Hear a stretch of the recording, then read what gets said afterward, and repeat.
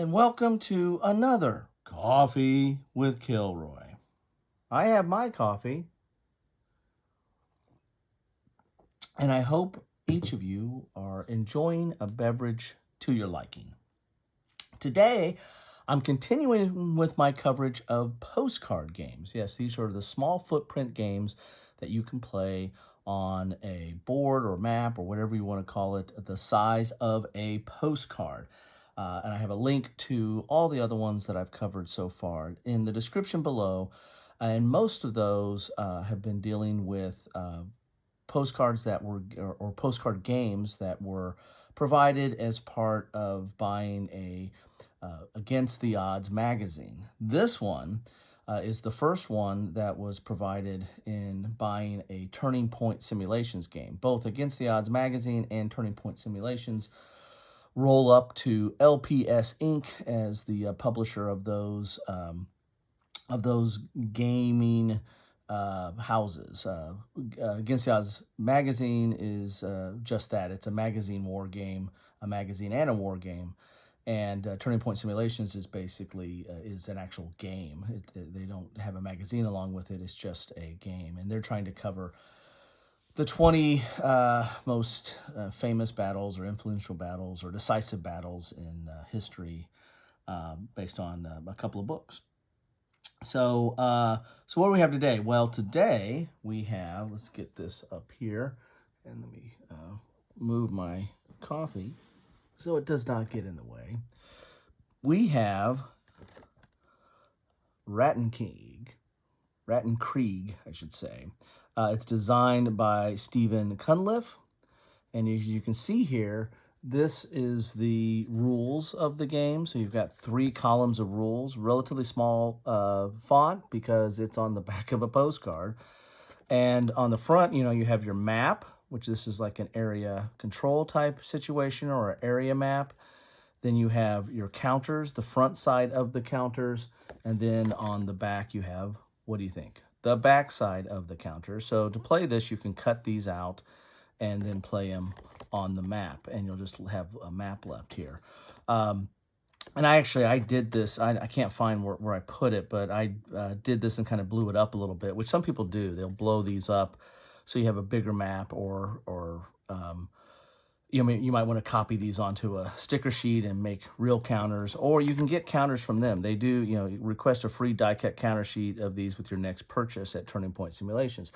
This one, when they first started doing these, they did not give out a counter sheet with it. So I do not have a counter sheet for this, but on subsequent purchases, they started giving out counter sheets. So anyway, but I did make one of these at some point. It's filed away in one of my filing systems. So this is another unique thing about this game is it's solitaire, right? As you can see here, the Soviet counters just have the hammer and sickle.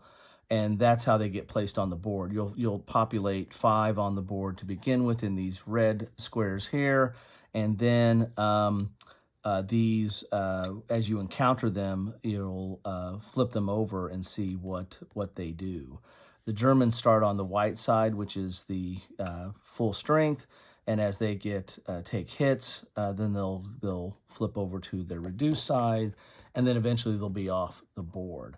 The only really weird quirk in that is that the green side is usually the reduced side, except for the generals, it's the promoted side. Yeah, go figure. And so basically what the game is, each turn you're going to roll 2 dice, which are not included in this. Nope, not included in this. You roll 2 dice and show where you're going to populate, add a Soviet counter, the ones that don't start off on the map board. And they'll go into an area. And that's basically how you win or lose the game is you need to have, if you eliminate all the Soviet counters off the board, then you win as the German. If there's ever more Soviet counters than German counters, then you lose. Okay, so it's kind of a battle of attrition. You need to you have to keep knocking stuff off the board until and trying to keep it balanced or equal, and eventually try to knock them all out. your counters, you can move on the board here, and there's some have like a move. This is the movement factor, that right there. The plus on this one means that it can carry some troops. These are troops. These are generals. Generals are important because they kind of break ties. You also have an airstrike counter that starts here, and every time you use an airstrike, you reduce this down. And once you're out of airstrikes, you're out of airstrikes. But it uses dice. You need to have, as I said, you need 5 dice, and basically you're going to add up the stars that are on the counter. Like, let's look at the Soviets here. You'll add up stars, and I think you also use these stars from these areas too. But and you'll compare that to the Iron Crosses that are on the German forces. And then they will, whoever has, if there's more Iron Crosses, they get to roll 2 dice. The Soviets get to roll 1. If there's more stars on the Soviets, then they get to roll 2 dice, and the Germans get to roll 1. And if they're equal, then they both roll 2 dice. And then it's a matter of who rolled the highest die on there. So whoever rolls the highest die, or pairs of dice, right? It's like if you roll 2 5s and the Germans roll a 5, well, then the 2 5s for the Soviets will win. Germans break ties, so that's one of the benefits they have there with the generals break ties, so that's one of the benefits they have there. And that's pretty much the game. I mean, it plays relatively quickly. Each turn there's going to be a new Soviet counter added on here, so you need to, start knocking those out so that you can take control, meaning have more German units on the board. I believe these stars also count too. I have to read that up, but that makes it even tougher, as you can imagine, because they're kind of dug in on those spots. And there you have it. That's the game. It's a nice little solitaire game. As I said, I made this. I don't know if it was a postcard game originally. I think I printed this out. It might have been like a print and play or something. I just remember playing this game and printing this stuff out, or maybe copying this stuff, and maybe it might have started off pre-postcard stage, right? I just remember playing this and it not being a postcard, but my memory plays tricks on me sometimes. Anyway, so I do remember this. I mean, it was a nice little solitaire game. It's dealing with, as I said, it's Rattenkrieg. This is Stalingrad. So this is World War II Stalingrad, which was a very bloody fight. And so this is a section of Stalingrad, and this is recreating kind of the bloody fighting that was taken on in there. In fact, there's a thing here: hellish combat, bloody aftermath. I mean, they get real descriptive in their deadly surprise. They're trying to get descriptive in their rules language in here as well. So if you're interested in a little solitaire game that can play in, heck, this can play in under 30 minutes. Because it's just rolling dice, right, and moving some stuff around to try to get advantage on some of these stars here. If you want to play a real quick solitaire game about Stalingrad, this might be up your alley, or might be your ticket. Get your ticket punched. I don't know. I'm mixing metaphors and analogies all over the place here. I need to get some coffee to straighten myself out. Anyway, that's what I have for you today. The only other thing I want to mention today is two more things.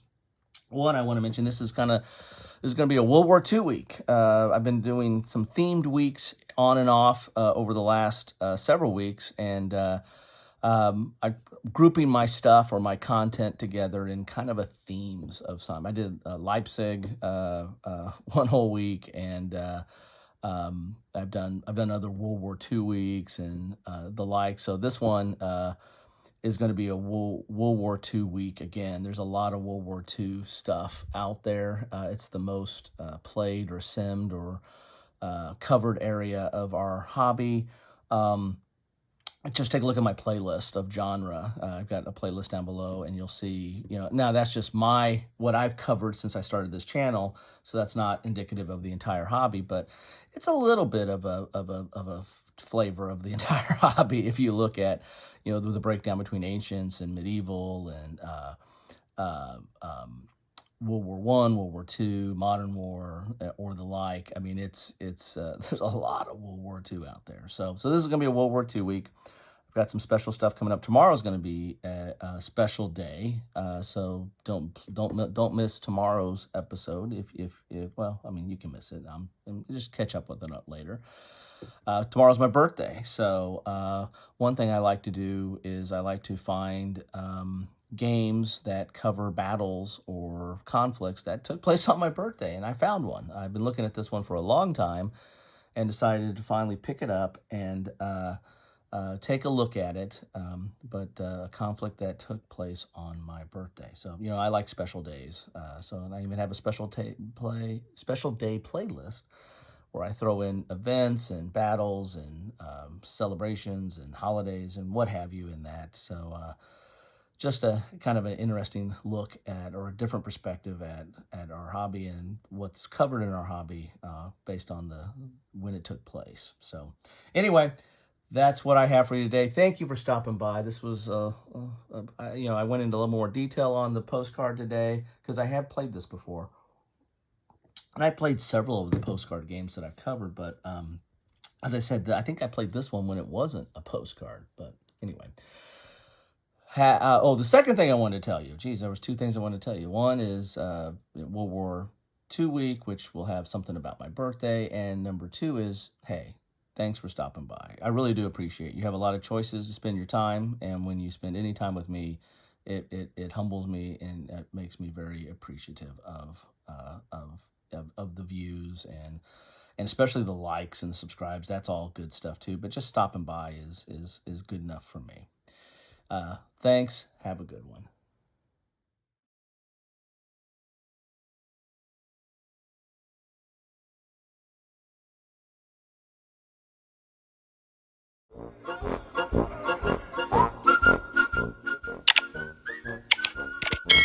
Thanks for watching.